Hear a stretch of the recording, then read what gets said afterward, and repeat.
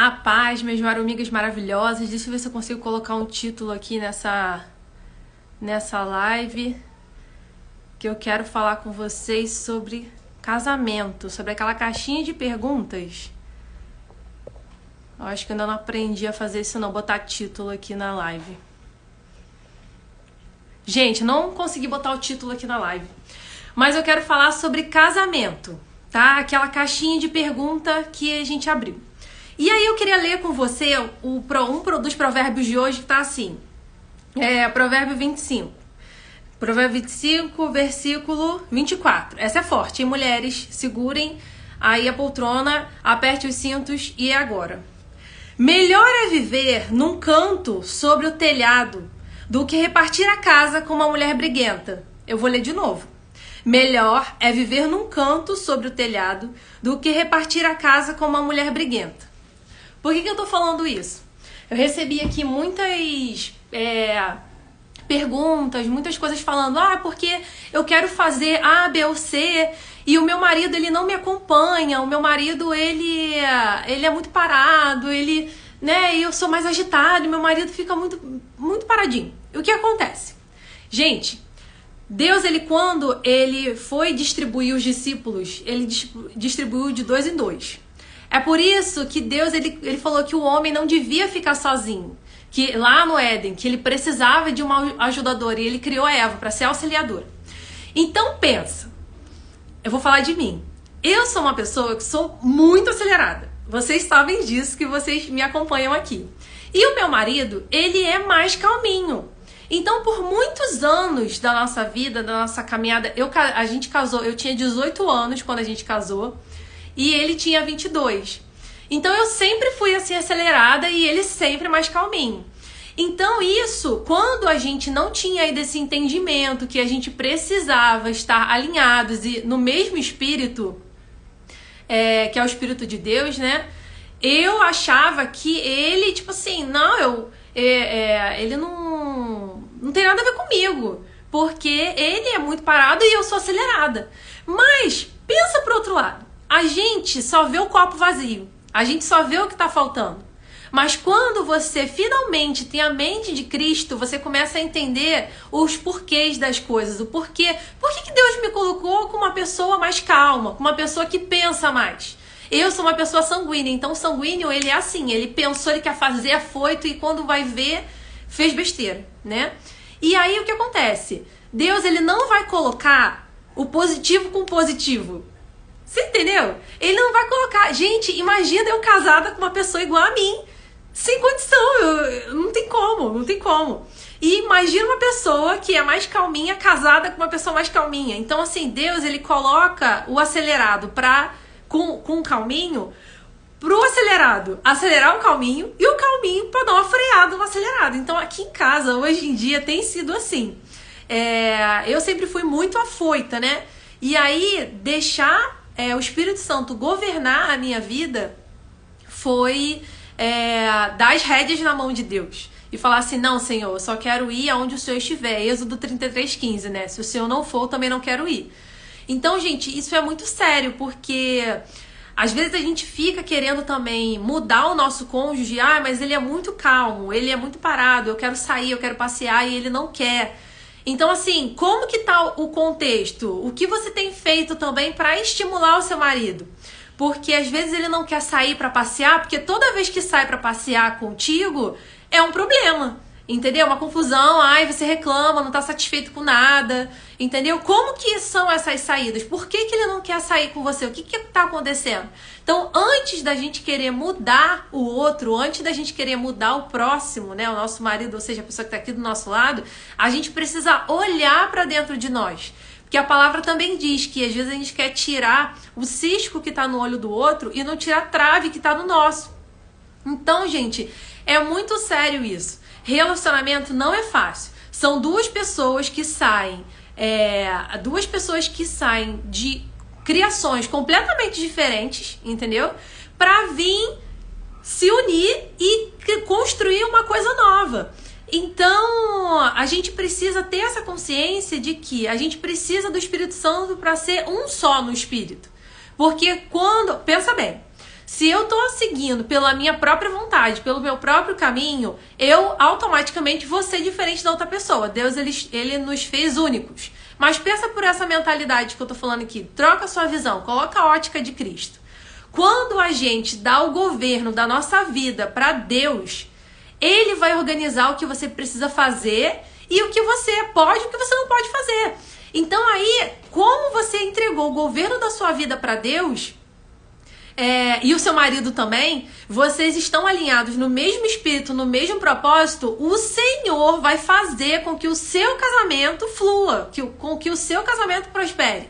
Porque é Ele que está no meio disso. E aí, quando você quiser acelerar e o seu marido querer, tipo assim, for mais calminho, querer te parar, o Espírito Santo, ele vai te testificar e vai falar pra você assim, olha, vai com calma porque não é assim. E quando o seu marido tiver muito calminho, você for acelerar ele, Deus vai falar com ele. Eu tô falando isso, gente, pra vocês porque é a minha realidade hoje em dia aqui em casa. Então, eu e meu marido, a gente se alinhou. A gente entrou no mesmo espírito, que é o Espírito de Deus, que governa aqui a nossa casa. Eu não tô falando que a gente não briga, que a gente não tem problemas, entendeu? As coisas, as brigas, elas acontecem, mas não é aquela briga, tipo assim, ai, querer matar a pessoa. Não, é uma discussão, divergência de ideias, entendeu? E tudo se resolve praticamente na mesma hora, entendeu? Eu sou uma pessoa mais geniosa, ele não. Ele é mais calmo, mas também quando ele fica preocupado, ele fica mais quieto. Então, gente, a gente precisa buscar no Senhor como lidar um com o outro. Deus, na Bíblia fala lá no Salmo 119, que Deus, ele já escreveu toda a nossa história no livro lá no céu, já tem a nossa história. Então, pensa bem, quando você compra um eletrodoméstico novo, tá? E aí você não sabe usar, o que você vai fazer? Você vai olhar o manual para saber como é que liga o raio do negócio. E aí, quando você casa com a pessoa, é a mesma coisa, gente. Se você não sabe como lidar com a pessoa. Se eu tivesse essa mentalidade, isso que eu tô falando pra vocês, se eu tivesse escutado alguém falando pra mim lá no início, muita coisa, muitas brigas, muitos problemas teriam sido evitados. Então, se você tá vendo esse vídeo, tá vendo essa live aqui agora, eu quero falar pra você, busca no Senhor o manual da pessoa que tá aí do teu lado. Porque foi Ele que criou essa pessoa. A gente não é fácil conviver com o outro. Pensa, imagina você, olha para suas características. É fácil conviver com você? Não vamos ser hipócritas. Gente, não é fácil comigo, não é fácil conviver comigo.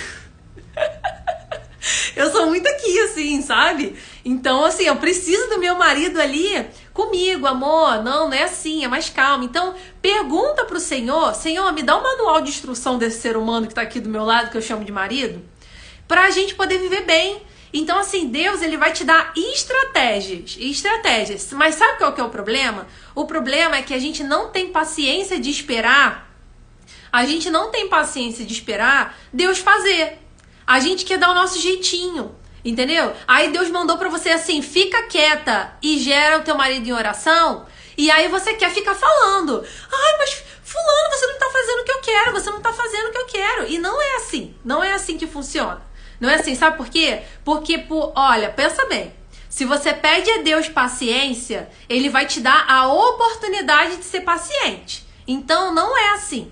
Quando você fala assim, Senhor, transforma o meu marido no ponto tal. Eu quero que meu marido seja assim, assim, assim. E aí você se propõe em oração, Deus, ele começa a te lembrar um monte de coisa que você precisa melhorar.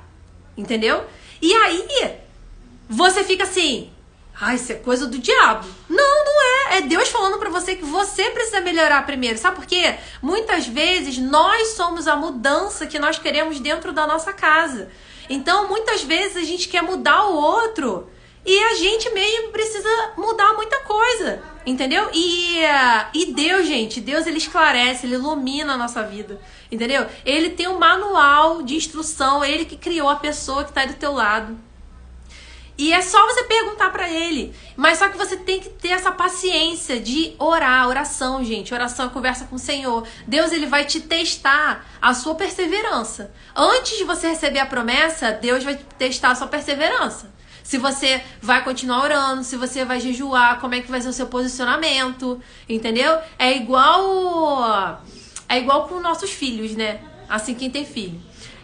Com os nossos filhos é assim, a gente dá uma oportunidade para a criança e fala assim, vamos ver se ele vai continuar quietinho. Se ele continuar quietinho, eu vou dar a bênção ou vou dar o presentinho, o chocolate, o que seja que ele quer. A gente não faz isso com os nossos filhos, com as crianças? A mesma coisa Deus faz com a gente. Sabe por quê? Porque se ele pega a bênção desde o dia que você se propõe a orar, entendeu?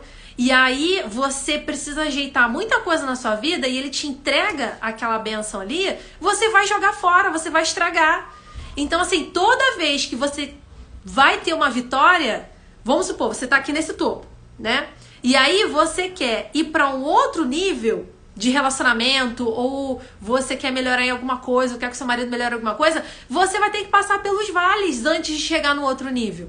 Então, Deus, ele vai te provar ali, passar por aquele vale da sombra da morte, ficar com aquele marido Nabal. Se você não sabe o que é Nabal, vai agora lá pesquisar no Google, vai ler lá na Bíblia quem era Nabal. Era um cara, tipo assim, um péssimo marido. E o que aconteceu? Ele era esposo de Abigail. E aí, Abigail, ela era uma boa pessoa, né? E aí, o que aconteceu? Ele morreu e depois Abigail casou com o rei Davi. Eu não tô falando que o teu marido vai morrer, tá? Mas esse velho homem dele vai morrer em nome de Jesus, eu já profetizo aqui, porque você vai gerar em oração. Então eu tô aqui te encorajando a fazer o que eu fiz no meu casamento. E o que muitas vezes o meu marido também fez. Ele orou por mim para que eu me transformasse numa mulher de Deus. E eu orei por ele para que ele se posicionasse diante de Deus também como sacerdote, entre outras coisas. Então eu estou aqui te encorajando a você orar pelo seu marido. Ore pelo seu casamento. Qual foi a última vez que você fez um jejum e um propósito de oração pelo seu casamento?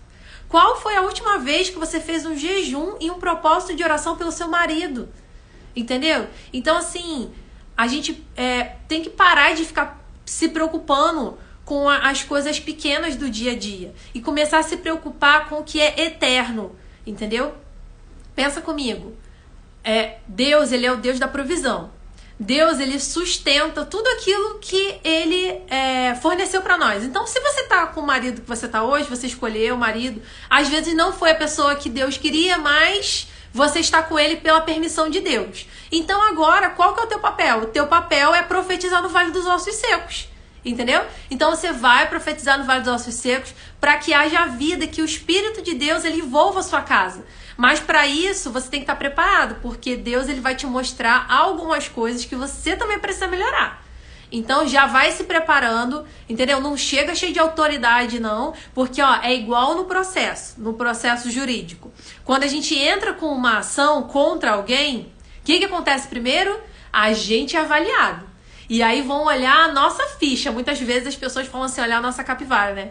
E aí vai olhar a nossa ficha. E se tiver algo contra você, primeiro você precisa se acertar para depois você querer acertar a vida do outro. Entendeu? Então, assim, é isso que eu falo pra você hoje, te encorajar que eu tô aqui do outro lado do túnel, do outro lado do problema, pra dizer pra você que tem jeito sim. A oração, ela resolve tudo que a gente precisa resolver.